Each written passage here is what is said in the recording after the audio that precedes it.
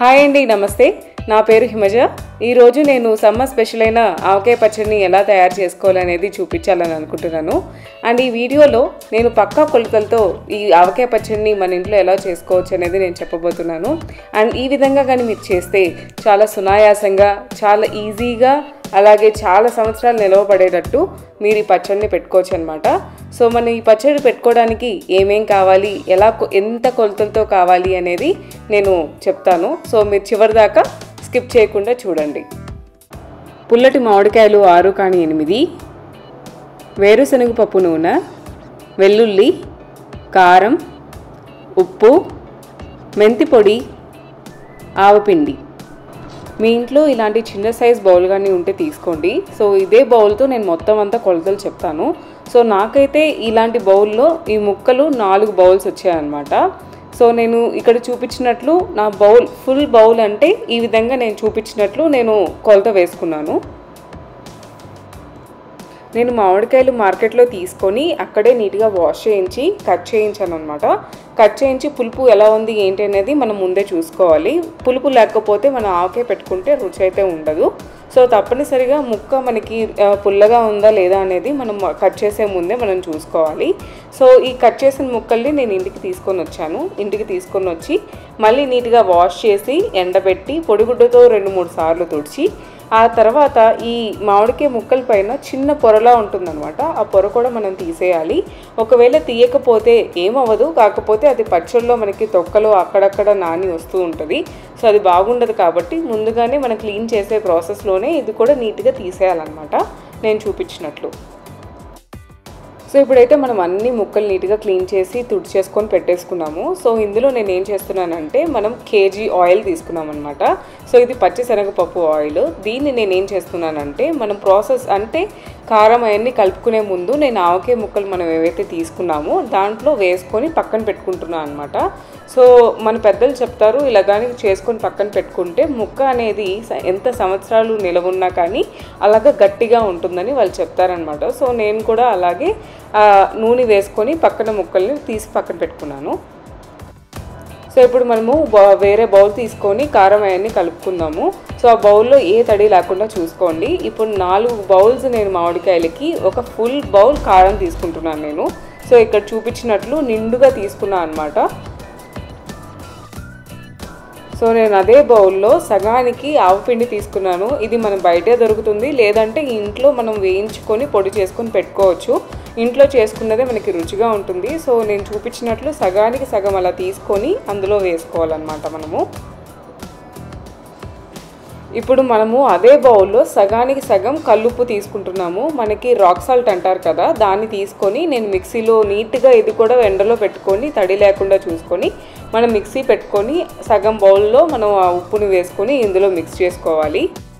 మనం ఇప్పుడు అదే బౌల్లో మెంతి పొడిని కూడా ఒక పావు శాతం వచ్చేటట్టు తీసుకొని అందులో మిక్స్ చేసుకోవాలి. కొంతమంది మెంతులు వేసుకుంటారు, నేను వచ్చేసి మెంతి పౌడర్ వేసుకున్నాను అనమాట. ఇప్పుడు మనము వెల్లుల్లి నీట్గా ఒలిచి తడి లేకుండా ఉండే వెల్లుల్లి తీసుకొని ఒక 100 గ్రాములు అన్నట్టు, ఇప్పుడు కేజీ ఆవకాయ పెడుతున్నాం కాబట్టి ఒక 100 గ్రాములు కానీ 150 గ్రాములు కానీ తీసుకొని ఇందులో వేసుకోవచ్చు. సో ఇప్పుడు మనము మొత్తం అన్నీ నీట్గా కలుపుకునేటట్టు అన్నీ కలుపుకోవాలన్నమాట. ప్రతి ఒక్కటి కలవాలి. సో నీట్గా కిందకి పైకి వేస్తూ నీట్గా అంతా కలిసేటట్టు చూడాలన్నమాట. సో మనం ముందుగానే ఆయిల్ తట్టించి పెట్టుకున్న మామిడికాయ ముక్కల్లో మనం ఇప్పుడు దాకా కలుపుకున్న కారం అంతా అందులో వేసుకోవాలి. నీట్గా వేసుకొని పైకి కిందకి మొత్తం అంతా కలిసేటట్టు మనం బాగా తిప్పాలన్నమాట. సో ఈ కారం అనేది బాగా ముక్కలకి పట్టాలి. సో ముక్కలకి పట్టేలాగా మనము పైకి కిందకి ఫుల్గా తిప్పాలన్నమాట.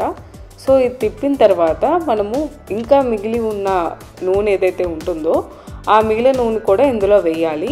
వేసేసి బాగా కిందకి పైకి మొత్తం అంతా కలపాలన్నమాట. సో ఇప్పటికైతే మీకు ఈ నూనె ఎక్కువగా అనిపించవచ్చు, కాకపోతే కేజీ ముక్కలకి మనకి ఖచ్చితంగా కేజీ వేరుశనగ పప్పు నూనె అయితే చాలా అవసరము.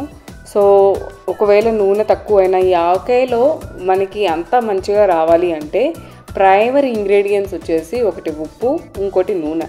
ఈ రెండు కానీ సరిగ్గా లేదంటే ఆవకాయ అనేది సరిగ్గానే రాదు మనకి. కాబట్టి మనము కాంప్రమైజ్ అవ్వకుండా నీట్గా అన్నీ చేసుకోవాలి. సో ముందుగా ఈ నీట్గా కలిపి పెట్టుకున్న ఆవకాయ ఏదైతే ఉందో అది మనము జాడీల్లోకి ట్రాన్స్ఫర్ చేసుకున్నాము. సో మనము ప్లాస్టిక్ దాంట్లో కానీ పింగాణి దాంట్లో అయితే పెట్టుకోవాలి. ఒకవేళ మన స్టీల్ దాంట్లో కానీ పెట్టుకుంటే ఇందులో ఉప్పు అవన్నీ ఉన్నాయి కాబట్టి ఆ పులుపు అంతా ఉండడం వల్ల ఆ రస్ట్ అనేది మనకి ఫామ్ అయ్యి మనకి పచ్చడి అనేది పాడైపోతుంది. సో ఎక్కువ రోజులు నిలవ ఉండాలి అంటే మనం పింగాణి దాంట్లో కానీ ఇంకా లేకపోతే ప్లాస్టిక్ దాంట్లో కానీ పెట్టుకోవచ్చు. సో ఈ జాడీల్లో అంతా నీట్గా పెట్టుకున్న తర్వాత ఏదైనా మెత్తటి క్లాత్ తీసుకొని అది మనం తీసుకున్న జాడీలో పైన వేసేసి ఒక తాడు తీసుకొని దాన్ని కట్టేసేయాలి. సో ఇదే విధంగా మనము 2 జాడీల్లోనూ ఆవకాయ పెట్టాము కాబట్టి 2 జాడీలకి నేను ఈ విధంగానే క్లాత్ పెట్టి దానిపైన తాడు కట్టి ఇలా పక్కన పెట్టేస్తాను. సో ఈ విధంగా మనం 3 రోజులు అలాగే పక్కన ఉంచి 3వ రోజు మనము ఉప్పు సరిపోయిందా లేదా అని చూసుకొని కలుపుకొని మనము టేస్ట్ చేయొచ్చు.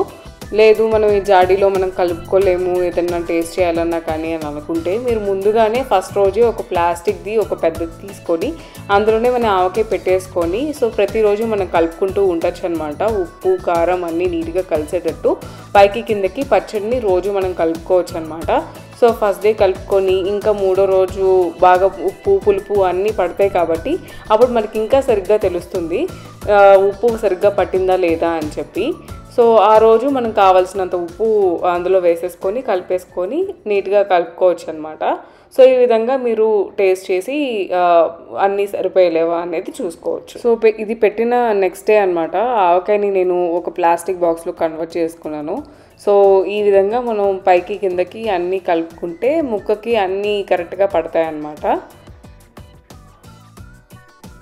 ఇది వచ్చేసి 3వ రోజు ఆవకాయ అనమాట. ఇక్కడ ఆయిల్ అంతా పైన తేలుతూ ఉంది అండ్ పైన బబుల్స్ కూడా మనకేం రాలేదు. ఒకవేళ బబుల్స్ కానీ వస్తే మనకి ఉప్పు అనేది కొద్దిగా తక్కువ అయిందని అర్థం, కానీ రాలేదు కాబట్టి అంతా కరెక్ట్గా సరిపోయిందని మనం అనుకోవచ్చు. సో ఇప్పుడు మీరు కానీ ముక్క చూసినట్లయితే బాగా ఊరినట్టు మీకు తెలుస్తుంది. ఫస్ట్ డేకి లాస్ట్ డే 3వ రోజుకి మీకు తేడా కొద్దిగానే తెలుస్తుంది.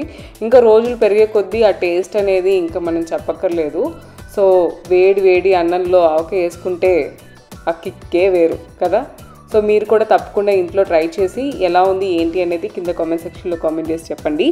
అండ్ ఒకవేళ ఇలాంటి వీడియోస్ ఇంకా చేయాలి అని అనుకుంటే ఒక లైక్ చేసి నన్ను సపోర్ట్ చేయండి.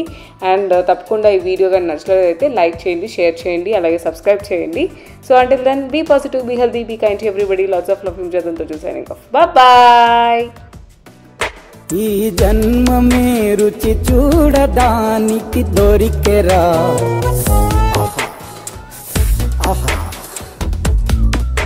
ఈ లోకమే వండి వాచడానికి వేదికరా. వేడి వెడనల్లో నెయ్యి చారు కూరలు వెయ్యరా. అడ్డ విస్తరిలో 6 రుచులు ఉండగా బ్రతుకు పండుగ చెయ్యరా. ఈ జన్మ